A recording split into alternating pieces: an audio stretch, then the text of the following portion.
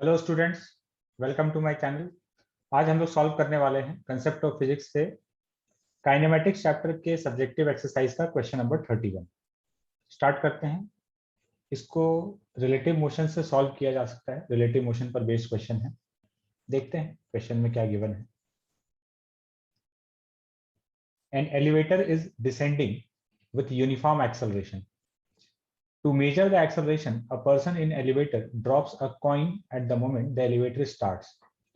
The coin is 6 feet above the floor of the elevator at the time it is dropped. The person observed that the coin strikes the floor in 1 second. Calculate from these data the acceleration of the elevator.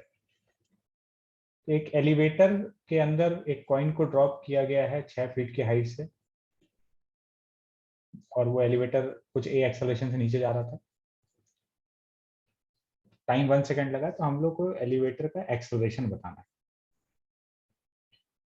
तो अब यहाँ पर सबसे पहले समझने वाला बात ये है कि ऐसे में अगर हम लोग पूरा कैलकुलेशन फीट में करने वाले हैं, तो जी का जो वैल्यू है फीट में 32 फीट पर सेकेंड स्क्वायर होता है। इस बुक में कई जगह फीट में कैलकुलेशन होगा, तो जहां पर भी अगर हम लोग फीट में कैलकुलेशन कर रहे हैं और जी का यूज करना है, तो हम लोग 32 यूज करेंगे, 32 फीट पर सेकेंड स्क्वायर।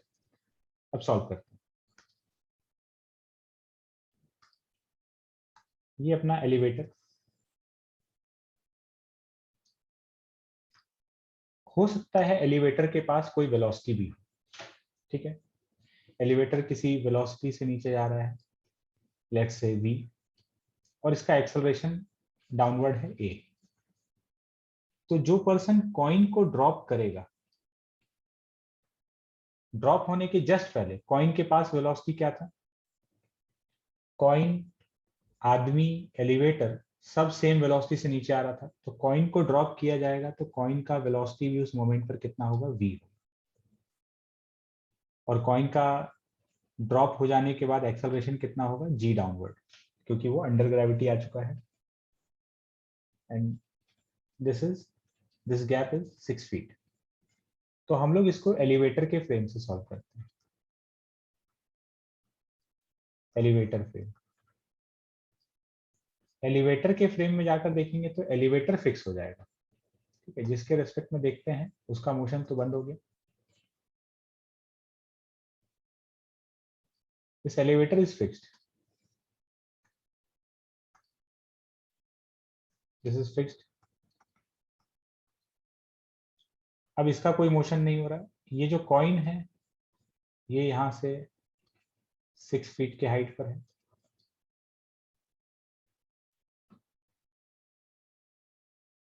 इसको हम लोग h बोल देते हैं। h इज इक्वल टू 6, ये फीट में है।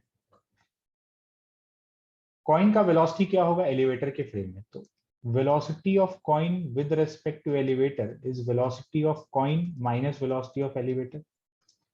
दोनों का वेलोसिटी सेम है, ये 0 हो गया। Acceleration of coin with respect to elevator is acceleration of coin minus acceleration of elevator. Coin का एक्सेलरेशन g डाउनवर्ड, डाउनवर्ड को हम लोग नेगेटिव मानते हुए लिख लेते हैं, minus acceleration of elevator that is a downward.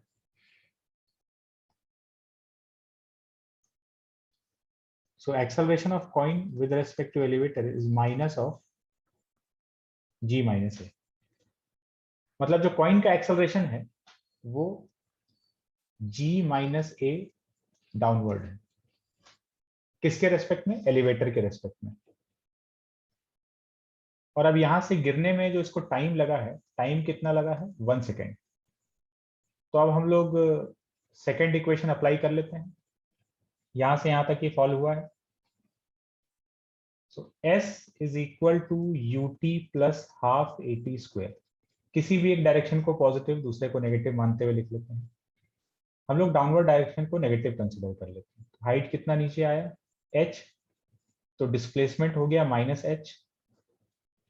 Initial velocity 0 plus half, acceleration कितना है? g माइनस ए डाउनवर्ड, तो minus of g minus A into T square.